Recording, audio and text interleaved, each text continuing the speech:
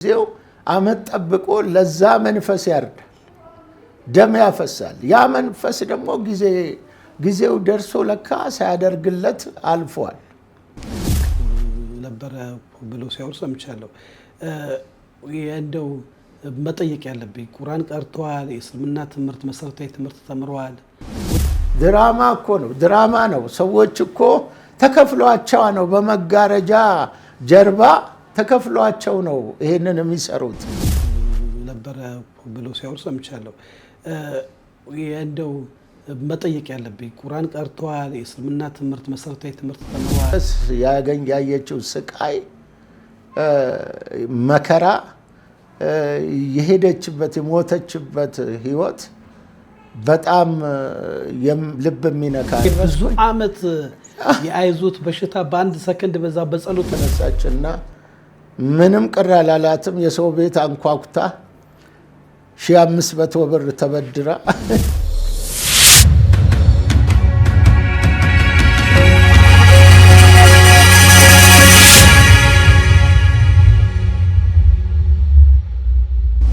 ሰላም ጤና ይስጥልኝ የዳሽን ቤተሰቦቻችን ሰላምና ፍቅርን ተመኘው ተሾመች ፈራው ነኝ። ዳሽን ቲዩብ ለእናንተ ይጠቅማሉ የምንላቸውን ሀሳቦች የምናቀርብበት ሰዓት ነው። ዳሽን ቲዩብ እንግዲህ የተለያዩ በሳልና እንደ ዳሽን ተራራችን ከፍ ያለ ሀሳብ እያቀረብን ነው። ዛሬ በሶሻል ሚዲያ እንግዲህ በብዙ የምናውቃቸው አቶ መሐመድን እንግዲህ ጋብዘናል። አቶ መሐመድ ለስራ ጉዳይ ወደ አዲስ አበባ ጎራ ሲሉ በአንድ ጉዳይ አግኝቻቸው አውርቻቸው በፍጹም ፈቃደኝነት ስቱዲዮ ተገኝተዋል። አቶ መሐመድ በሶሻል ሚዲያ በተለይ የሙስሊም ወይንም የሙስሊም ቤተሰብ ወይንም የሙስሊም አለባበስ ለብሰው የወንጌላውያን ቤተክርስቲያንን መዝሙር በመዘመር ይታወቃሉ፣ ይሰብካሉ። ከእሳቸው ጋር ያልተሰሙ አዳዲስ ጉዳዮችን እንወያያለን። አቶ መሐመድ በተጣበበ ጊዜ ለአንድ ስልጠና አዲስ አበባ መጥተው አግኝቼዎት ከእርሶ ጋር ቆይታ ለማድረግ ፈቃደኛ ስለሆኑ በዳሽን ቤተሰብ እጅግ አድርጌ አመሰግናለሁ። እኔም ስለተደረገልኝ ግብዣ በጣም ነው የማመሰግነው። እንደው አቶ መሐመድ ስለ እርሶ ብዙ አንዳንድ መረጃዎች አሉን። እንደው ለማውራት ያህል በቲክቶክ ፕላትፎርም ብዙ ተከታይ አሉት እና ምን ያህል ተከታይ አሉት? በቲክቶክ ፕላትፎርም በኔው ስም ሆነው 2 አካውንት ነው ያለው። ሁለቱም አካውንት አንደኛው 150,000 ፎሎወር አለው፣ ሁለተኛው 61,000 ፎሎወር አለው። ሁለተኛው በቅርብ ነው የተከፈተው። ወንጌል ብቻ መሬት ላይ ማገለግለውን የወንጌል አገልግሎት ብቻ የሚለቀቅበት ነው። ያው ያኛውም እንደዛው ወንጌል ነበረ። በቅርብ ጊዜ ደግሞ ያው በመጀመሪያ በነበሩኝ ልብሶች ለብሼ ማሸብሸብ ደስ ይለኛልና በዛ መዝሙር እየዘመርኩ ምለቅበት ፔጅ ነውና በዝማሬ ያው ያ ሰዎችን ያነቃቃል፣ ሰዎችን ልብ ይገዛል፣ ሰዎችን ያስተምራል። ምክንያቱም ለእግዚአብሔር ከሆነ እግዚአብሔርን ማምለክ ያው የሁላችንም ጉዳይ ነው ብዬ ስለማምን ነው። ትንሽ ትልቅ ሽማግሌ አሮጊት አይልም። ስለዚህ ይሄ ጤና የሰጠን ጌታ ደግሞ ከጤናም በላይ የዘላለም ሕይወት የሰጠን ጌታ ስለኛ ራሱን ሳይሰስት ለራሱ ግድ ሳይለው እርቃኑን እኮ ነው በቀራንዮ መስቀል ላይ ራሱን የሰጠው። ስለዚህ እኛ ብናሸበሽብለት እኛ እንዲህ ማሸብሸብ አይደለም እንዲህ በጭንቅላታችን ተተክለን ምንም ብናረግ አይመጥነውም እሱ። ቢሆንም ግን እኔ በገባኝ መጠን ተሰምቶኝ ተነክቼ በመንፈስ ነው የምዘምረው እና ያ የብዙዎችን ልብ ይነካል፣ ብዙዎቹ ይነካሉ። አሁን እኔ በምዘምር ስታይ ኖርማል ዝማሬ ነው፣ ግን የምዘምረው ህይወቴን ነው። ያ የራሴን ህይወት ነው፣ የዳንኩበትን ህይወት ስለሚናገር ብዙዎቹን በቃ ልባቸውን ይነካል፣ በጣም ይወዱታል። ለዚህ ሁሉ ጌታ የተመሰገነ ይሁን። ኢየሱስ ክርስቶስ ጌታ ነው። አሜን። እንግዲህ እርስዎ ከሙስሊም ስም ነው ያሉት፣ ከሙስሊም ቤተሰብ እንደወጡ ነው የሚታወቀው። እንግዲህ በጣም ለሌሎቹ ብዙ አስደናቂ የሆኑ ብዙ ታሪኮች አሉት። እንደው መለስ ብለን ወደ ኋላ እናወራና ከሙስሊም ቤተሰብ ነው የወጡት። ለቤተሰቦት ስንተኛ ልጅ ነዎት? ስለ ቀድሞ የልጅነት ህይወቱ ትንሽ ነገር ብሉኝ። አዎ ለእኔ ባግራውንዴ እንደዚህ በቃ የሆነ የሚያኮራ የሆነ ስም የሚሰጥ አይደለም። ከደሃ ቤተሰብ ነው የተወለድኩት። ገጠር ነው የተወለድኩት። ለአባቴ እና ለእናቴ አራተኛ ልጅ ነኝ እና በዛ እንደ ማንኛውም ሰው ያው ገጠር ውስጥ የሰራው የገጠር ህይወት ኖር ነበረ። ከዛ ነው ወደ ከተማ የወጣሁት። ወደ ከተማ የወጣሁትም ደግሞ በጣም የሚያሳዝን ታሪክ አለ። እኔ የደሃ ቤተሰብ ልጅ ነኝና አባቴ ደግሞ በዚህ በመንፈሳዊ አሰራር የተያዘ ነውና የባዕድ አምልኮ ያመልካል።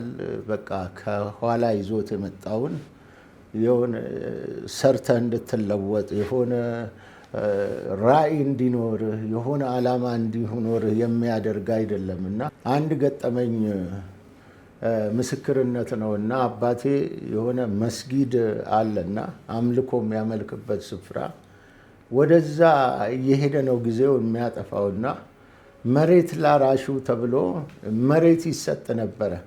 መሬት በሚሰጥበት ሰዓት እናቴ እዛ ጋ አለች። እኛ ሕፃኖች ነን። መሬት ለሰው እየተከፋፈለ ነው። ምን ይላል? አውሊዎች እኮ መሬት የሆነ በቃ ያልሆነ ነገር ተናግሮ እዛ የሰማውን በጫት ምርቃና የሰማሁትን ነገር መሬት አያስፈልገኝም ብሎ መሬት ሰው ሲከፋፈል እሱ ወደ አውሊያ ቤት ሄደና መሬት እንዳመለጠን እናስባለና አስታውሳለሁና ሳናቀው እኛን ህይወታችን የሚያበላሹ ለእኛ መልካም የመሰሉ ግን ጎጂ የሆኑ ነገሮች ብዙ ነገሮች አሉ። ከዛ የተነሳ ያው አባቴ ስለማይሰራ ሸክሙ በእናቴ ላይ ብቻ ነበረና አባቴ በጣም ባህሪው መጥፎ ነው፣ ጨቅጫቃ ነው፣ ስራ አይሰራም እና ባለቤቴ እናቴ በጣም ሸክም ነበረባት። በዚህ ላይ ደግሞ ዋጋ እየከፈለች ሐኪም የሚወስዳት ሰው አልነበረም። የሆነ ሸክሟን የሆነ ጉዳቷን የሚጋራት ሰው አልነበረም። ኢቭን ጎረቤት እንኳን ደፍሮ ከጎረቤት ጋር መልካም ግንኙነት አልነበረም። ከዚያ አንጻር እናቴ በጣም ትቸገር ነበረ። ቀን ትለፋለች። እሱ ብሎ ሲመጣ የሆነ ስድብ ነው የሆነ በቃ ጭንቅላት ሚነካ ነገር ይናገራት ነበር። ያ በልጅነት አእምሮ አይ ነበረ እና ከዛ የተነሳ እናቴ ታመመች። ታማ ራሱ ለሕክምና የሚወስዳት አልነበረም እና በጣም በተጽዕኖ ውስጥ ሆኖ 77 የሚሉት ዓመት ላይ ነው እናቴ ያረፈችውና ስታርፍ ግን እስከ ዛሬ አእምሮዬ ላይ ተቀርጾ የተቀመጠ ነገር አለ። የዛን ጊዜ እናቴ አባቴ 2-3 የሚቀይረው ሱሪ ነበረ። እናቴ ግን አንድ ቀሚስ አልነበራትም። አንድ ቀሚስ። ምክንያቱም ይሄ አንድ ሰው ያስተምራል ብዬ ነው። አንድ ቀሚስ አልነበራትም። ቀሚሷ በላይዋ ላይ አልቆ ነጠላ እንደዚህ በትከሻ በብቷ አውጥታ እዚህ ጋር ቋጥራ በመቀነት እንደዚህ ይዛ ከስር ጉልበቷ ጋር በእጇ ይዛ ርቃ አትሄድም፣ ጎረቤት አትሄድም ነበረ። እንደዛ ሆና ነው አሳልፋ እናቴ የሞተችውና ዛሬ በዚህ አጋጣሚ በእኔ ውስጥ ያለ ኢቭን መጽሐፍ ቅዱስንም ራሱ መቃወመው አሁን ያለውም መንግስት ያወጣውንም ሕግ እኔ አያረካኝም። ምክንያቱም ሴት እናት ነች፣ ሴት እህት ነች፣ ሴት ሚስት ነች። ምክንያቱም እናት አንድ ተረት አለ፣ እናት ለልጇ ስትል ጎሽ ለልጇ ስትል ተበላች እንደሚል እናቶች ለልጆቻቸው የሚከፍሉት ዋጋ ከባድ ነው። ምክንያቱም ለእኛ ስትል ነው። ዘመድ አታ አይደለም፣ የምትሄድበት አታ አይደለም። ሄድ ብትል ህይወቷን ማኖር ትችል ነበረ። ግን ለእኛ ስትል ያው እስከ ሞት ድረስ ራሷን መስዋዕት አደረገች። ዛሬ እኔ በዛ ጭንቅላቴ ተቀርጾ ማለት ነው በሴት ወንድ የቤት የሴት ራስ ነው ተብሎ በወንድ ወንድ በሴት ላይ የሚያደርገው ተጽዕኖ በፍጹም እቃወማለሁ። ምክንያቱም እኔ ያለ ባለቤቴ ምንም ነኝ። እኔ ቤት ስገባ ለባለቤቴ ሩብ ያህል ጥቅም አልጠቅምም። ምክንያቱም የቤቱ የልጆቹ የኔም ጭምር ሸክም ባለቤቴ ተሸክማ ነው የምትኖረው እና ሴቶች ያላቸው ዋጋ ከባድ ነው። ሴቶች የሚከፍሉት ዋጋ ከባድ ነው እና በዚህ አጋጣሚ እናት ያላችሁ፣ እህት ያላችሁ፣ ወንድም ያላችሁ፣ እህት ያላችሁ፣ እናት ያላችሁ፣ ሚስት ያላችሁ አክብሯቸው። እነሱን አክብሩ፣ ለነሱ ተጠንቀቁ፣ እነሱን ውደዱ። አሁን እኔ ሚስቴ ከኔ በላይ ነች እንጂ በታች ነች ብዬ አላስብም። ብንጠይቅ አንድ ቀን እዚህ ፕሮግራም እናቀርብ እንችላለን። አንድ ቀን ሚስቴን ያው 25 ዓመት በላይ ነው፣ አንድ ቀን በጥፊ መትቼ አላቅም። ያው እግዚአብሔር ያቀኛል፣ የማመልከው አምላክም ያውቃል። ስለዚህ እኔ በኑሮ በዚህ በቁሳዊ ካልሆነ በስተቀር ቤት ሰላም አለኝ፣ ቤት ረፍት አለኝ። ድሮ ስንገናኝ የነበረው ፍቅር አሁንም አለ። አሁንም እኔ በምድር ላይ ምን ያስደስታል ብትሉኝ፣ ሚስቴ ደምቃ፣ ባለቤቴ ደምቃ፣ ባለቤቴ አርፋ፣ ባለቤቴ ተመችቷል፣ ባለቤቴ ስትደሰት ማየት ነው። ምክንያቱም እኔ ለእሷ ነው የምኖረው እና እሷም ለእኔ ነው የምትኖረው፣ ለልጆቿ ነው የምትኖረው። እናቴ ለእኛ ኖራ እንዳለፈችው የእናቴ ታሪክ በጣም የሚያሳዝን ነው እና በዚህ አጋጣሚ ትንሽ ልባችሁን የነካው ይቅርታ ጠይቃለሁ። መልካም ነው። መቼም እውነት ነው። የተሰማሁትን እናቶት ያዩትን መከራ እናንተ እርሱን ለማሳደግ እዛ ተምሮ ለሚስቶት የሚያደርጉት እንክብካቤ በዓለም ዙሪያ ያሉ ለብዙ ኢትዮጵያኖች አስተማሪ ስለሆነ እንደ አቶ መሀመድ ያው እንግዲህ የተወለዱበትን ስለ ቤተሰቡ ትንሽ አወሩልን እና እንደው ሙስሊም ነበረ ብለው ሲያወሩ ሰምቻለሁ። እንደው መጠየቅ ያለብኝ ቁርአን ቀርተዋል? የእስልምና ትምህርት መሰረታዊ ትምህርት ተምረዋል ወይ? እንዴት ነው? መሰረታዊ ትምህርት እንዴት መሰለ፣ በዛ በገጠር ያው ካለማወቅ የተነሳ ትምህርት በምንሄድበት ሰዓት ለትምህርት አልነበረም ትኩረት የሚሰጠውና ገጠር አካባቢ ነው። በልጅነቴ የሆነ ካቦጀዴ የሚሰፋ ጥብቆ የሚባል ነገር አለ፣ ከስር ክፍት ከላይና እንዲህ እንደ ቀሚስ የሚለበስ ነበረና እሱን ነው የምንለብሰው። ሌሊት አባቴ ከተኛውበት ይገርፈኛልና ገርፎ ሂዱ ወደ ቁርአን ሂዱ ተብሎ የሚቀራበት የሰፈሩ ልጅ ተሰብስቦ የሚቀራበት አርሽር ጌታ የሚባለው ኡስታዝ እንደሚባለው ማለት ነው። እዛ የሚያስተምሩ አሉና እዛ በልጅነት አስተማሪ ኡስታዝ ነበሩና ያው ማንኛውም እዛ ገጠር ያለው ህብረተሰብ የሚያደርገው ነው። እኔም እንደ ማንኛውም የሙስሊም ልጅ እየሄድኩ ቀራ ነበረ። ስቀራም ያው 30 ጁዝ በሚባለው ያው የመጀመሪያ ከአሊፍ እስከ አሊፍ ላሚ ድረስ ቀርቻለሁ።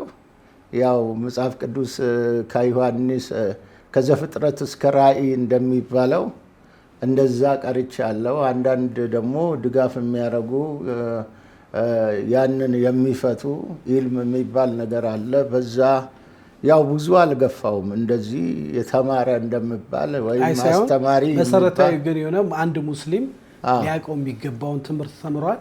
አዎ ያውቁታል፣ ብዙ ነገር አውቃለሁ። አዎ መልካም። ያው ለመጠየቅ ስላለብን ነውና እንደው በምን ገጠመኝ ወደዚህ ወደ ክርስትና ወደ ወንጌላውያን ቤተክርስቲያን እምነት መጡ? አዎ ቅድም እንደነገርኩ በአባቴም ባህሪ ምክንያት በእናቴ ሞት ምክንያት ከዛ ገጠር ትቼ ወጥቼ ነበርና የምኖረው ከተማ ነው ከተማ ነበርና እየኖርኩ ግን ያው እንደ ማንኛውም ሰው ሃይማኖት ነበረኝ። ሃይማኖት ሲኖር ግን ያ አባቴ ላይ የነበረው ነገር አብሮኝ ነበር። ያው አባቴም ያው በጣም ይወደኝ ነበረ። እና እሱ ላይ የነበረው ነገርም ደግሞ እኔም ያው የእሱን ፍቃድ ለማድረግ እጥር ነበረና በጣም ከዛ ከመንፈሱ ጋር ምንድነው አባቶት ላይ የተለየ ነገር ከእስልምና ውጭ የተለየ ነገር ነበረ? አዎ ከእስልምና ይሰግዳል። እንግዲህ በጣም ነው ሃይማኖተኛ የሚመስለው፣ ግን ከሃይማኖቱ ጋር የተያያዘ አውሊያ የሚባል ነገር አለ። ይሄ አውሊያ የሚባል ነገር ከዚህ ከፈጣሪ ጋር የሚገናኝ ነገር አይደለም። እኔ እስካሁንም ውስጡ አይገባኝም። ምክንያቱም ራሱ አምላክ ሆኖ ነው አንተን የሚገዛ። ምክንያቱም ለሱ ካላረድክ፣ ለሱ የሆነ ነገር ካላደረግ ወዲያው ነው ውሳኔ እርምጃ የሚወስድብህ። መንፈሱ ከባድ ነው። ምክንያቱም እሱ ከፈጣሪ ጋር የሚገናኝ ሳይሆን አጋንንት ነው። ራሱ ሰዎችን ገዝቶ የሚያኖር በሆነ ስም መጥቶ ሰዎችን የሚገዛ። አሁን አባቴ ሰይድና ከድር የሚሉት አውሊያ ነው የሚያመልክ የነበረው። አርብ ሄዶ እሁድ ነው የሚገባው። ጫቱን ይዞ እዛ ድቤ መቺ ነበረ፣ ቡና ነበረ፣ ካዳሚ ነበረ እና ረጅም ዓመት እንግዲህ አባቴ በ125 ዓመቱ ነው የሞተው። ግን እዛ ጋር ከልጅነቱ ጀምሮ እዛ ጋር ነበረ። እዛው አስሮ ይዞታል። ስለዚህ ለሱ ሌላ የሚታየው ነገር የለም፣ ሌላ ዓለም የለም፣ ሌላ እውነት የለም። እሱ ጋር ያለውን ነገር ነው፣ እሱ የያዘውን ነው እኛም ይዘን እንድንሄድ የሚፈልገውና ያ መንፈስ ወደ እርሱ ተጋብቶ ነበር። ያ መንፈስ ወደ እኔ ተጋብቶ ቅዳሜ ቀን እኔ ስራ አልሰራም፣ እንደገና ማክሰኞ ቀን ስራ አልሰራም፣ ሮብ እንደዚሁ ነው። በየጊዜው በቃ ያው የሚያስፈልግ ቀኖቹ ሁሉ እኮ አላቸው፣ ስም አላቸው እና በዚህን ቀን አከሌ ነው፣ በዚህን ቀን አከሌ ነው እየተባለ ለሁሉም ጊዜ ሰጥቼ በቃ ያን ሁሉ ተሸክሜ ነው የምኖረው። እና ነጋዴ ነበሩ? ነጋዴ ነበርኩ። በደንብ ከተማ ውስጥ የነግዱ ይንቀሳቀሱ ነበር? አዎ እንቀሳቀስ ነበረ። ግን ይሄ መንፈስ ሊያራምደኝ አልቻለም። ይሄ መንፈስ ሊያሰራኝ አልቻለም። አንድ ገጠመኝ ልንገር። ከዚህ በፊት ከዚህ ቅድሚያ ከዛ ከአባቴ መንፈስ ጋር የተያዘ እንድከተለው ያደረገ በእኔ አእምሮ ተጽዕኖ ያደረገ ነገር፣ እንድፈራው ያደረገኝ ነገር አለ። አባቴ አርብ ቀን ገበያ አለ፣ ቡታጅራ የሚባል ከተማ ነው እና ገበያ ወደ ገበያ ሰው ሁሉ ሄደዋል፣ ጎረቤት ሁሉ ሄደዋል እና በዛ ስፍራ ላይ ዛፎች፣ ባህር ዛፎች አሉ። ያንን ባህር ዛፍ ይቆርጣል።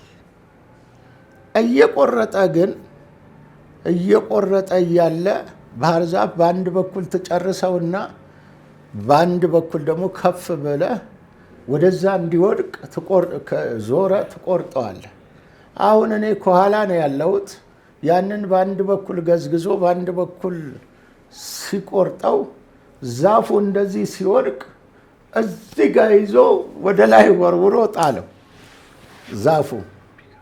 ከዛ ሰውየው እኔ ልጅ ነኝ፣ ወደ ውጭ ብቻ ነው እንጂ ወደ ውስጥ አይተነፍስም። የሚል ብቻ ትንፋሽ ነው የምትሰማው፣ የሚል ብቻ ነው። ከዛ በቃ የተወሰነ ሰዓት እኔ ልጅ ነኝ፣ ምንም መፍትሄ ማምጣት አልቻልኩም። በጣም እየተጨነቀ ቆየና ከደቂቃዎች በኋላ ነፍሱ መለስ አለ። ሰውም የለም በአካባቢ ማንም አልደረሰም እና ገጠር ነው እና መለስ አለ። ልክ መለስ ሲል ሰውነቱ እንዳለ የሆነ ይሄ አላርጂክ የያዛቸው ሰዎች ጉብ ይልባቸው የለም ሰውነቱ ላይ በቃ ብጥ አለ ሰውነቱ ላይ። ከዛ እንዲህ ማከክ ጀመረ፣ ሰውነቱ ማከክ ጀመረ። ከዛ ለካ የረሳው ነገር አለ ቤት ውስጥ። በዛን ሰዓት የሚያርድ በየጊዜው አመት ጠብቆ ለዛ መንፈስ ያርዳል፣ ደም ያፈሳል። ያ መንፈስ ደግሞ ጊዜው ደርሶ ለካ ሳያደርግለት አልፏል። ከዛ ኢየሱስ ክርስቶስ ጌታ ነው። ከዛ በኋላ ልክ ትዝ ሲለው ወዲያው ብር ካስቀመጠበት አወጣና ቢላዋ አውጥቶ በዛ ቢላዋ ላይ ከዛ መንፈሱን ለምኖ ወስዶ ሞሶሶ ስር እንደዚህ ሰካው። ምክንያቱም እስክገዛ ድረስ እባክህ ጠብቀኝ አለው። ይገርመኛል። ያንን ተናግሮ 15 ደቂቃ አልቆየም። ያ ሁሉ ሰውነቱ ላይ ያለ እብጠት ምናምን ድራሹ ጠፋ። ከዛ አንጻር በአእምሮ የተቀርጾ በጣም ፈራለሁ መንፈሱ። ምክንያቱም እንዳይጎዳኝ፣ ልጆቼን እንዳይጎዳ፣ እኔን እንዳይጎዳኝ በጣም ፈራለሁ። ለዛ ነው እንደገና ያው በሱ እንትን እጅ ውስጥ ገብቼ ወደዛ ተጽዕኖ ውስጥ ልገባ የቻልኩት። ምክንያቱም ምህረት አያውቅም እግዚአብሔር። ዛሬ አንተ ጥፋት ብታጠፋ፣ አንተ ወንጀል ብትሰራ ማረኝ ስትለው ይምርሃል ጌታ። እኛ እኮ ወደዚህ ክርስቶስ የመጣ ነው ጻድቅ ስለሆን አይደለም፣ የሆነ መልካምነት ኖሮን አይደለም፣ የሆነ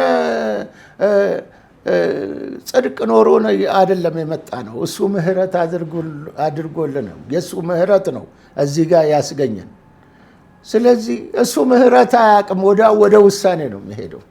እኔ በዚህ አጋጣሚ በሆነ አውሊያ በሆነ ነገር ውስጥ ተጠምዳችሁ ያላችሁት፣ በዚህ ስርዓት ውስጥ ያላችሁት ኑ ወደ ኢየሱስ ስላለው ኑ። እሱ አጋንንት ነው። እሱ ወደ ሞት ነው የሚወስዳችሁ። መጨረሻው የእሱ ደግሞ የዘላለም የእሳት ባህር ነው። ምክንያቱም እሳቱ ወደማይጠፋበት ትሉ ወደማይሞትበት ነው ኃጢያን የሚሄዱት። ስለዚህ ወደዛ እንዳትሄዱ ኑ። ሕይወት የሚገኘው በክርስቶስ ነው። የእግዚአብሔር ቃል ሲናገር በእርሱ የሚያምን የዘላለም ሕይወት እንዲኖረው እንጂ እንዳይጠፋ እግዚአብሔር አንደኛ ልጁን እስኪሰጥ ድረስ ዓለምን እንዲሁ ወዶአል ነው። ክርስቲያኖች የተወደዱት በእግዚአብሔር ልጅ ነው።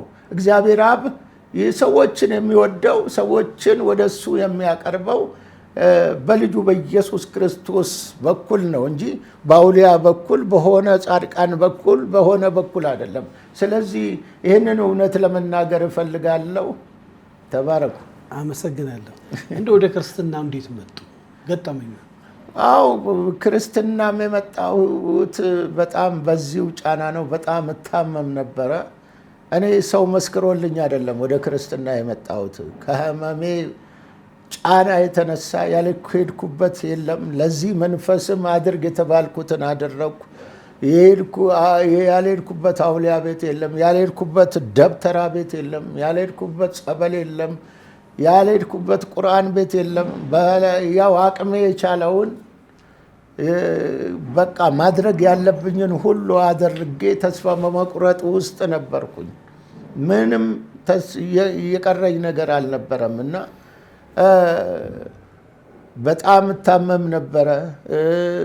ያለኝ በሀብቴም በልተዋል፣ ጉልበቴም በልተዋል፣ ጤናዬን በልተዋል ይሄ መንፈስ። ከዛ የተነሳ ሐኪም እንኳን ሄጄ በቃ ሐኪሙ በቃ ያንተ ነገር አብቅቷል፣ ባለቤቴ እንኳን መንገድ እንዳይሞትብሽ ቶሎ ይዘሽ ሂጂ እስከመባል ድረስ። ምን ነበረ ህመሞቱ? በጊዜ የነበረብኝ ህመም ግፊት ነበረብኝ፣ ነርቭ ነበረብኝ፣ ኩላሊት ኢንፌክሽን ነበረ። እንደገና ደግሞ እንትን ነበረ የልብ ድካም። በቃ ስሙ አጋንንቱ እኮ የማይሆነው ነገር የለም። እግሬ ቁጭ ብዬ መነሳት አልችልም ነበረ። ሽንት ቤት እንኳን እንዲህ አጥፌ መቀመጥ አልችልም። በአየር ላይ ነበረ የምጠቀም። በጣም ብዙ መከራ ውስጥ አልፈዋል። በጣም ያቺ 12 ዓመት ደም ሲፈሳት እንደነበረችዋ ሴት ያቺ ሴት እኮ ያላትን ሁሉ ነው የጨረሰችው። ያላትን ሁሉ ጨርሳ ከዘመድ ተገልላለች፣ ከማህበራዊ ህይወት ተገልላለች፣ ከጎረቤት ተገልላለች። መፍትሄ አታ ዘግታ በተቀመጠችበት ነው ያ መቶ አለቃ የመቶ አለቃው ልጅ በሞተበት ጊዜ መቶ አለቃው ሄደና ልጄ እኮ ሰው ሊቀብር እድር ተሰብስቦ እዛ ቤቱ እየተለቀሰ አንድ ሀሳብ መጣለት። ኢየሱስ ጋር ብሄድ እኮ ልጄ ትድናለች ብሎ አሰበ። ያ100 አለቃ ተነሳና ሰው እዛ ሲያለቅስ ቀብር ሲዘጋጅ፣ እሱ ግን ኢየሱስ ጋር ሄደና ኢየሱስ እኮ ልጄ እኮ ሞተች አለ ብሎ ሲነግረው፣ ኢየሱስ ወደ እሱ እየገሰገሰ በዛ እንደሚያልፍ ያቺ ሴት ሰማች። ስትሰማ በዛን ሰዓት የነበረው ህብረተሰብ የነበረው ጄኔሬሽን አንድ ነገር ያለበት ሰው አካለ ጎደሎም ሆነ የሆነ ደም የሚፈሳትም ሴት እንደ ኃጢአተኛ ነው የሚቆጠሩትና ከህብረተሰቡ ይገለላሉ። ለምጻም የሆነ ሰው ራሱ ይገለል ነበርና እሷ እዛ ጋር እኮ መድረስ አይፈቀድላትም፣ ለእሷ ክልክል ነው። እነዛ የነበሩ ደቀ መዛሙርቱ ቢያዩዋት ያባርሯታል። እሷም እንደዚህ ክልክል መሆኑን አውቃ ቀርቤ ጸልይልኝ እለዋለሁ አላለችም። እንደምንም ብዬ ከሰው መሃል ተሽለክልኬ እንደምንም የልብሱን ጫፍ ብነካ እኔ እድናለሁ ብላ አመነች ይላል። መፈወሷን ያመነች እኮ ቤት ሆና ነው። ያኔ ልብሱን ብነካ የደሜ ምንጭ ይደርቃል ብላ አመነች ይላል። ወዲያው እሷ አካባቢ በደረሱ ጊዜ ሰው እነሱ ኢየሱስ የሞተ ለማስነሳት ነው እየፈጠነ ያለው። እሷ ግን እዛ ተሽለኮለኮችና ወዲያው ልብሱን ነካች። ስትነካ ወዲያው ዞር ቆም አለና ዞር ብሎ ማን ነካኝ አለ። ኢየሱስ ክርስቶስ ጌታ ነው። እንዴ መምህር ማን ነካኝ ትላለህ እንዴ? ይሄ ሁሉ ሰው እየገፋ ይሄ ሁሉ ሰው ማን ነካኝ ትላለህ በሚሉ ሰዓት አይደለም፣ ኃይል ከኔ ወጥቷል። አሁን የተነካውበት አነካክ የተለየ ነው። ኃይል ከኔ ወጥቷል ሲል እሷ እየፈራች እየተሸማቀቀች ነው። ማን ነካኝ ስለ እኔ ነኝ አለች። ወዲያው እምነትሽ አድኖሻል፣ በሰላም ሂጂ አለ። ኢየሱስ ክርስቶስ ጌታ ነው እና እግዚአብሔር መልካም ነው። እንዴት ተነኩ? እኔም እንደዛው ነው። መላ አጣው፣ ምደርስበት አጣው። ምድር ላይ ያለው መፍትሄ ይሰጣል የሚባለው ሁሉ አደረኩ በአቅሜ ማለት ነው። ከዛ መጨረሻ ላይ ቲቪ ላይ ነው ሰዎች ቤቴ ውስጥ ያለ ቲቪ ላይ ሲመሰክሩ አየሁኝ። አጋንንት ጮሆ ሲወጣ ሲለፈልፍ እንዲያርጌ ነው ሲል አየሁና እንደዚህም አለ እንዲ አልኩኝ። ምክንያቱም እኔ ፈውስ ነው የምፈልገው፣ መንፈሳዊ የወንጌላውያን ቻናል እያዩ ማለት ቻናል ነው። አዎ የወንጌላውያን ቻናል ድንገት እስክሎር ሳረግ ሳሳልፍ አየሁ። ሳይ ሰዎች ይመሰክራሉ። ሰዎች አጋንንት ስራት ነፃ ሲወጡ ሳይ እንዴ እንደዚህም አለ እንዴ ታዲያ እኔ እንዴት ነው አየውና ወዲያው ልቤ ተነካ። ደነገጥኩ ባየሁት ነገር። እንዲቆም ብዬ ሳይ ደግሞ ከኋላ ሰው ነበረ፣ ንግድ ቤት ነበረና ሰው ህፃናት ልጆች የሚገቡበት ቦታ ነው እና ይሄ እኮ እንትን እኮ ነው፣ ድራማ እኮ ነው፣ ድራማ ነው። ሰዎች እኮ ተከፍሏቸው ነው፣ በመጋረጃ ጀርባ ተከፍሏቸው ነው ይሄንን የሚሰሩት። ስለዚህ እኮ ይሄ እውነት አይደለም ውሸት ነው ብለው ሲያጠፋፉብኝ፣ እኔ ደግሞ ልቤ ደንግጦ ምን አልኩኝ፣ ጸጥ ብዬ አጠፋሁት በዛን ሰዓት። ከዛ ሰው ከወጣልኝ በኋላ ያንን ነገር ቀስ ብዬ ማየት ጀመርኩ። ለካ እንደዚህም አለ አልኩና ከዛ ተነስቼ ምንም አላደረኩም። ቀኑ ሐሙስ ነው፣ ከሚስ ተብሎ ሐሙስ ቀን በጣም የዱዓ ምሽት ነውና እንቅማለን።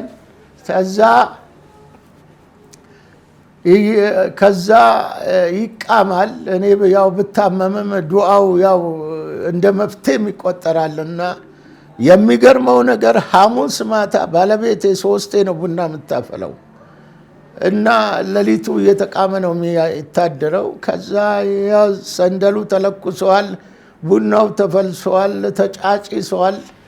ከዛ እንደዚህ ብዬ ውስጤ አሁንም ሊቀበል አልቻለም። እንደዚህ አልኩኝ፣ በል አሁን አልኩኝ የእናቴ የአባቴ ብዬ ከልጅነቴ ጀምሮ የተከተልኩ አሁን ካንተ አንድ ነገር እፈልጋለሁ።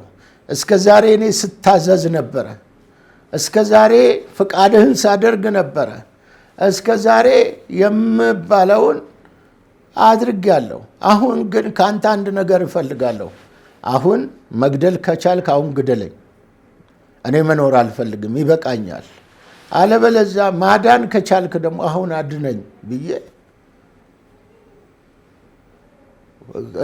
ፉክክር ገባሁ። ሌሊት 9 ሰዓት ከሆነ በኋላ ልክ ባለቤቴን ቀሰቀስኩና በይ እኔ እስካሁን የነበርኩበት ዝም ብዬ ነው፣ ዝም ብሎ ድካም ነው፣ ውሸት ነው። እስካሁን ስታዘዘው የነበረው ሳመልከውም የነበረ አጋንንት ነው። ስለዚህ እኔ አምላክ አግኝቻለሁ፣ ወደሚያድነው ልሄድ ነው፣ ወደሚያድነኝ እሄዳለሁ። ስለዚህ መሳፈሪያ ስጭኝ ብዬ ስል የት ነው የምትሄደው አለችኝ። አይ እኔ በቴሌቪዥን አይቻለሁ፣ ወደ ኢየሱስ ልሄድ ነው። ኢየሱስ የሚባለው እሷ መጀመሪያ ከኦርቶዶክስ ወደ ሙስሊም ስላመጣኋት ኢየሱስን ታውቀዋለች፣ ባትኖርበትም ኢየሱስ ማን እንደሆነ ታውቃለች። እና የት ነው የምትሄደው? ስንት ኪሎ ሜትር አቋርጬ እኔ ሐዋሳ ነው የምሄደው አልኳት። ምክንያቱም ማስታወቂያውን ስላየው ነው። አለ እኮ የነበርኩበትም ሰፈር ሀገር አለ፣ ግን እኔ እሱ አይደለም የታየኝ፣ ሐዋሳ። ከዛ የሚገርመው ነገር እስከ ዛሬ ድረስ የሚያበሳጨኝ እዛ በሁለት ንግድ ፍቃድ ነው የምሰራው እና መሳፈሪያ ብዬ ስጠይቅ መሳፈሪያ ጠፋ ከቤት። ምሳፈርበት መሳፈሪያ ጠፋው። ይሄ ትልቁ ሰውዬ ሀብታም የሚባለው ሰውዬ ቤት ውስጥ ትራንስፖርት አጣ እና ተነሳው። ከዛ ምን አለች እሷ መቼም ሁሌም የኔን በቃ ፍቃድ ነው የምታደርገውና ተነሳችና ምንም ቅር አላላትም። የሰው ቤት አንኳኩታ 1500 ብር ተበድራ ይኸው በቃ በዚህ ሂድ አለችኝ። እሺ እንዴት ላድርግ ልከተል አብረን እንሄድ ስትል ልጆች እንዴት እናደርጋለን? ስራውስ እንዴት ታደርጊያለሽ?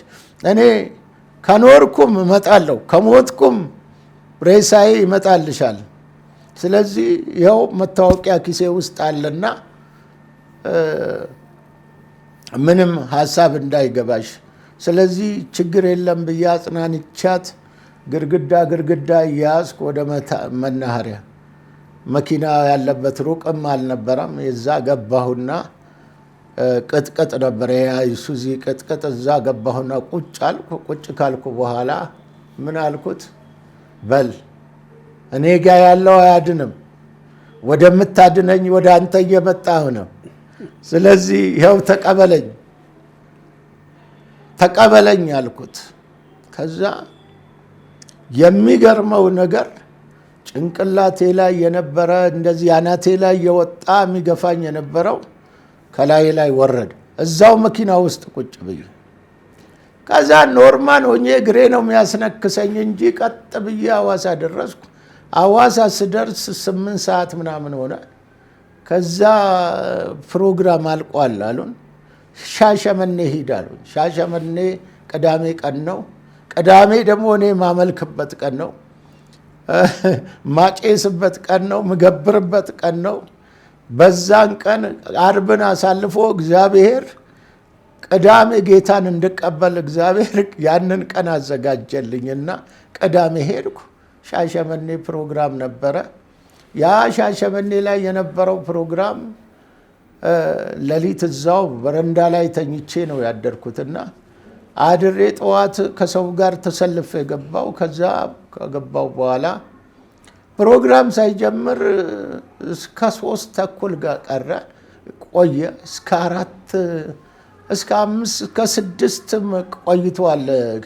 ዋናው ስብከት ከመጀመሩ በፊት ፕሮግራሙ መሪው ታዲያ እየመራ እኔ አይገባኝም ስለ አገልግሎቱም። ያው ሰው ሲያይ ሰው አሚን ሲል ሰው ያው የሆነ ነገር ሲያደርግ ነው እኔ ማየው። ለእኔ አዲስ ዓለም ነውና ከዛ እያየው ልክ ከታተለው ነበር። ፕሮግራም መሪው ስሙኝ አለ።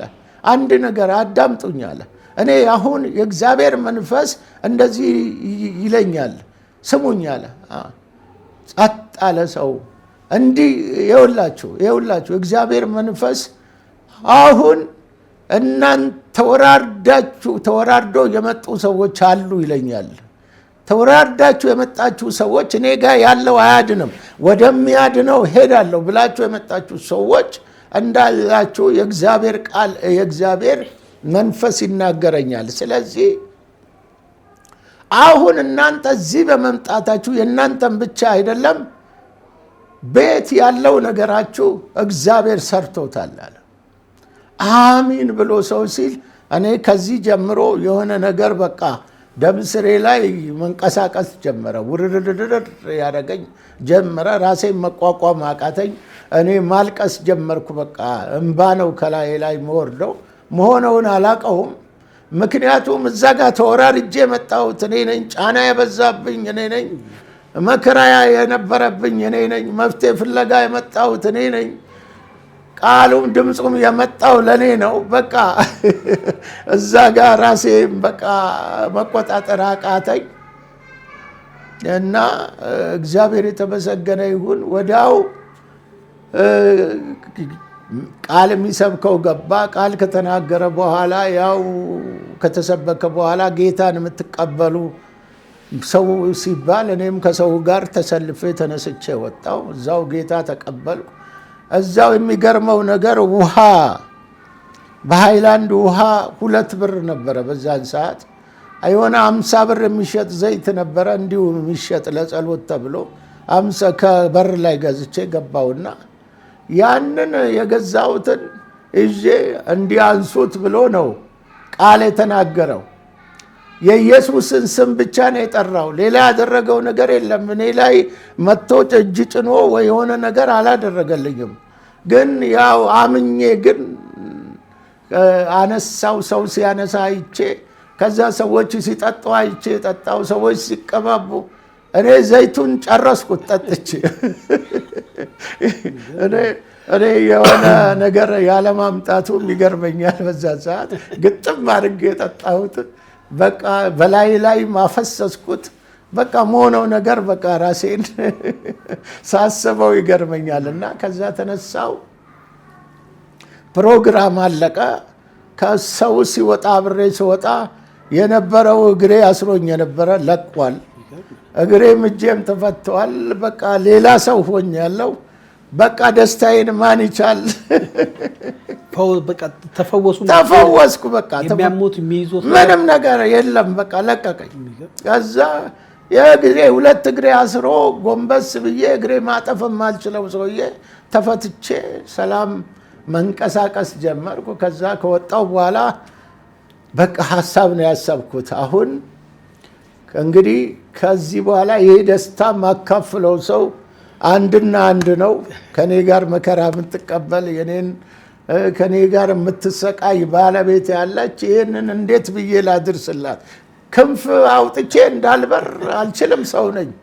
ከዛ እንደምንም ብዬ መኪና ተራ ደረስኩኝ። ብዙ ዓመት የአይዞት በሽታ በአንድ ሰከንድ በዛ በጸሎቱ ለቀቆት። በቃ በደስታ ባህር ውስጥ በአንድ ሰከንድ በቃ እኔ እንደዚህ አይነት ስቃይ እንጂ እንደዚህ አይነት ፈውስ አላየውማ፣ እንደዚህ አይነት ሰላም አላየውም። ምክንያቱም ያንን እንደዚህ አይነት ነገር አለ ብሎ የሚነግረኝም ሰው የለም፣ እኔም ደፍሮ የሚመሰክርልኝም ሰው የለም። ምክንያቱም ራሴ ሃይማኖተኛ ነኝ። በዛን ሰዓት እንግዲህ እኔን ደፍሮም እንደዚህ ስለ ኢየሱስ የሚነግረኝ የለም። እኔ ግን ያው እሱ ይፈልገኝ ነበረ። እሱ የዛሬን ቀን ያውቅ ነበረ። ወደ ሚስቱት በረሩ በኋላ ወደ ሚስቴ እንዴት ልድረስ? ከዛ ወደ አዳማ የሚመጣ መኪና እንደምንም መናኸሪያ ገብቼ ያገኘው። ስገባ ልክ የሞላ መኪና አጋጠመኝ። ስገባ ግን አንድ ነገር ሆነ። እኔ በቀን ከነጋ እንዲህ ጫት ካልያዝኩ ባልቅም እንኳን በአይኔ ካላየሁት ሰላም የለኝም እና ሰው ቢያናግረኝ ደህና መልስ አልመልስም። በቃ ያነጫንጨኛል። ከዛ እሱ ስገባ ሰዎች ጫት ይዘዋል። ሰዎች ጫት የሚቅሙ አሉ። እንደገና በእጃቸው የያዙ አሉ። ያ መኪና ሽንት ቤት ነው የመሰለኝ። በቃ በጣም ውስጤ በቃ እርጉዝ ሴት ሽታ ከሩቅ የሆነ ነገር ወደ እሷ እንደሚሸጣት በቃ ሽታው እንዴት ልቻለው መቋቋም አቃተኝ። ያ በፍቅር የሚቅሙት የነበረው በፍቅር ያ የማይለየኝ ጓደኛ የነበረው ጫት ከልጅነቴ እኮ ነው፣ ከህፃንነቴ ገጠር እሱን እናለማለንና ከህፃንነቴ ጀምሮ ነው ማቀው ጫቱ። የዛን ቀን ግን ሌላ ሆነ። ከዛ በጥምጣም እንደዚህ አፍንጫዬና አፌን አስሬ በመስኮት በቃ የውጭ አየር እየተቀበልኩ እንደምንም የሞት ሞቴ አዳማ ገባው። ከዛ በኋላ ወርጄ እንደገና መሸ። የጭነት መኪና የሚሄድበትን ጠይቅ ፈልጌ ተሰባብሬ ከምሽቱ 4 ሰዓት ተኩል ነው ቤቴ የገባሁትና ስገባ ግን ትልቅ ደስታ ነበረ። ባለቤቴ የተደሰተችው ደስታ እንዴት ጥያቄው ነው፣ እንዴት እንደዚህ ሊሆን ቻለ? ይሄው አልነገርኩሽም እንዴ? ይኸውልሽ ያ ኢየሱስ የሚባለው አምላክ ነው የፈወሰኝ። ይኸው ያድነኛል አላልኩሽም ብዬ ስላት ምን አለች? እኔም እኮ ገብቶኝ ነበር አለች። እኔም ገብቶኝ ነበር፣ የሆነ ነገር ጠርጥሬያለሁ። ቀን እኮ 6 ሰዓት ከምናምን ላይ እንዴት ኤሌክትሪክ አፌ ውስጥ ገባ? ምንድን ነው የነዘረኝ ብዬ በቃ ሙሉ ቀን ምንድን ነው ጥያቄ ሆኖብኝ ነው። ይኸው ጫቱ አፌ ውስጥ አልገባም። ይኸው የተቀበልኩት ጫት ብላ ራሱ ያን ጫቱን ላሳየች። እኔም እኮ ተቸግሬ ነው የመጣሁት። እዛ ላይ እኛ ላይ የነበረው መንፈስ ዛሬ ለቆን ሄዷል። ዛሬ እኔ ላይ ያለው እዛ ሀገር ሲመታ ነው አንቺ ላይ እዚህ ያ የሚያጸለ ለሚስቶት መመስከር ጀመሩ። አዎ ሚስቶት በፊት ኦርቶዶክስ ነበሩ፣ ከዛ ሙስሊም ሆኑ፣ ከዛ ጴንጤም ሆኑ። እርሶን እየተከተሉ ነው ማለት ነው። ይሰማው ያዳምጡታል። አዎ በጣም እኔ አሁን ከዚህ በጣም ወዳት ባለቤቴ ነው። እንደ እናትም እንደ እህትም እንደ ሚስትም እኔ በዓለም ላይ አሁን ምን ያስደስታል ብትልኝ እኔ ባለቤቴ ከእግዚአብሔር በታች ስትደሰት ማየት እፈልጋለሁ። እሷ ሁሉ ነገር ሞልቶላት በቃ እፎይ ስትል ስታርፍ ማየት እፈልጋለሁ። ምክንያቱም ያ በእናቴ ያጣሁትን እግዚአብሔር በእሷ ክሶኛል ብዬ አምናለሁ። ምክንያቱም እናቴ እኔን ለማድረስ ያየችው ስቃይ፣ መከራ፣ የሄደችበት የሞተችበት ህይወት በጣም ልብ የሚነካ ነው። በጣም የሚያሳዝን ነው። ከእናትነት አንጻር በጣም አሰቃቂ ነው። ምክንያቱም አንድ ሴት አንድ ቀሚስ ሳይኖራት ህይወቷ ማለፍ በካምሮ እስከ ዛሬ ድረስ እኔ ያንን አሁን በልጆቼ በሌላውም ሌላ ሴት የተባለችው ሁሉ እኔ ክብር አለች ለሴቶች ከእናቴ የወሰድኩት ተሞክሮ ነው። ምክንያቱም እኔ ሰው በሚያይበት እይታ አይደለም ሴትን ማየው። በጣም የተለየ አክብሮት አለኝ፣ የተለየ ፍቅር አለኝ። መልካም። እንደው ይሄ የተከተሉትን ጌታ ያው ብዙ ነገር ውስጥ ገብተዋል። እሱን ያው ሰፋ አድርገን እንወያይበት ጊዜ ይኖራል። እንደው ግን ሳልጠይቁት ማለፍ ማልፈልገው በሆነ በፊት ይከተሉት በነበረ እምነት ውስጥ ያዩትን ነገር ገልጸውልናል። ይሄ ግን ኢየሱስ የፈወሱትን ኢየሱስ አድራሻውትን ተወራርደው ሄዶ የፈወሱት ኢየሱስን እንዴት ይገልጹታል? ኢየሱስ እንዲህ ነው ለማለት እኔ ቃላት ያጥረኛል። ምክንያቱም ለዛ ነው እኔ አሁን ስለ ኢየሱስ ሲወራ ኢየሱስ ከምንም በላይ ነው። ምክንያቱም እኔ ዛሬ ለስደትም ለብዙ ነገር የተዳረኩት የእሱ እውነት ስለገባኝ ነው። የእሱ ፍቅር ስለገባኝ ነው። ምክንያቱም ኢየሱስ ፍቅር ነው። ፍቅር እንዴት ይገለጣል? እሱ ፍቅር ነው። ምክንያቱም እሱ ሰው የሆነ ነገርህን አይቶ ሊወድህ ይችላል። የሆነ ነገርህን ምላሽ ፈልጎ ሊወድህ ይችላል። እሱ ግን የወደደን በአጋፔ ፍቅር ነው። ምንም ከኛ ፈልጎ ሳይሆን እንዲሁ እኛን በመውደዱ ራሱን የሰጠን ህይወቱን የሰጠን። ይሄ ህይወት የሰጠኝን እንደገና መቃብሬን የደፈነውን ጌታ እኔ ምን ብዬ እንደምገልጸው አልችልም። ህይወቴ ነው ኢየሱስ።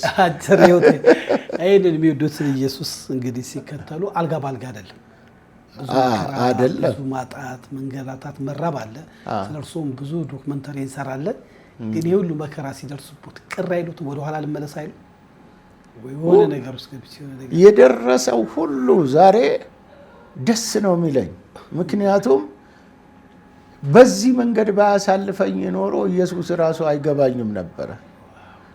ቻሌንጁ አስተምሮኝ ነው ያለፈው። ምክንያቱም ቻሌንጁን ያለፍኩት ስለ እግዚአብሔር ቃል ሳይገባኝ ነው። ኢየሱስን በደንብ ሳላውቀው ነው። ያ ያለፍኩት በእኔ እውቀት፣ በእኔ ችሎታ፣ በእኔ ጥበብ አይደለም ያለፍኩት። ያሳለፈኝ ጌታ ነው። የረዳኝ ጌታ ነው። ከዛ ሞት ያስመለጠኝ ጌታ ነው።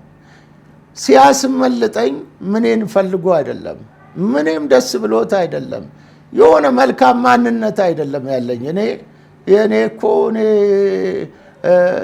አጥፊ ነኝ፣ እኔ እርኩስ ነኝ እኮ፣ እኔ ኃጢአተኛ ነኝ፣ እኔ እኮ ከሃዲ ነኝ፣ የእሱ ጠላት ነበርኩት።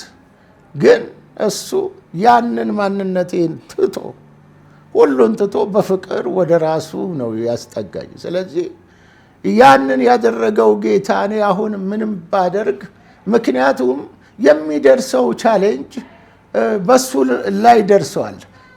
በእኔ ላይ የሚያልፈው ከሱ የሆነ ነገር እንደተካፈልኩ ነው የምሰማው። ምክንያቱም እኔን አልተቀበሉኝምና ባይቀበላችሁ እንዳትደነቁ። ኢየሱስ ተሰዷል። ኢየሱስ ተሰድቧል። ኢየሱስ ተነቅፏል። ኢየሱስ መከራ ተቀብሏል እስከ ሞት ድረስ።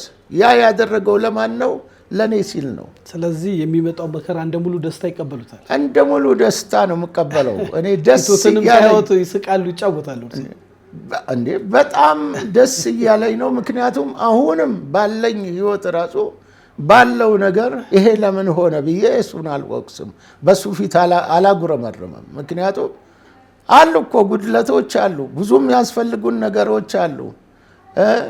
በሰውኛ ዓለም የያዘችው ነገር አልጋ ባልጋ ሆኖ አይደለም። በጉድለቴ ግን እኔ የማስበው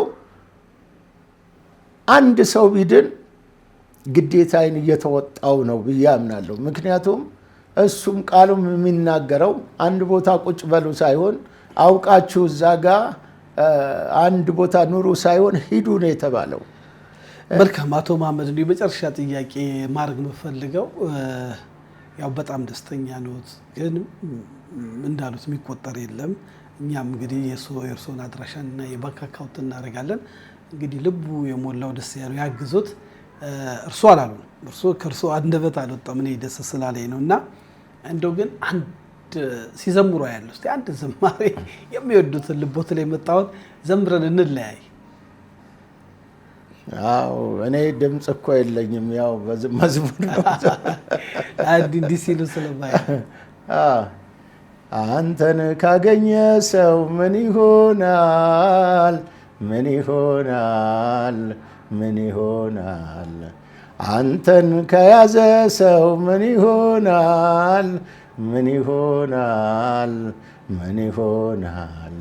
የልቤ ማረፊያ ነህ የማምለጫ ዓለቴ፣ እኮራብሃለሁኝ ኢየሱስ መድኃኒቴ።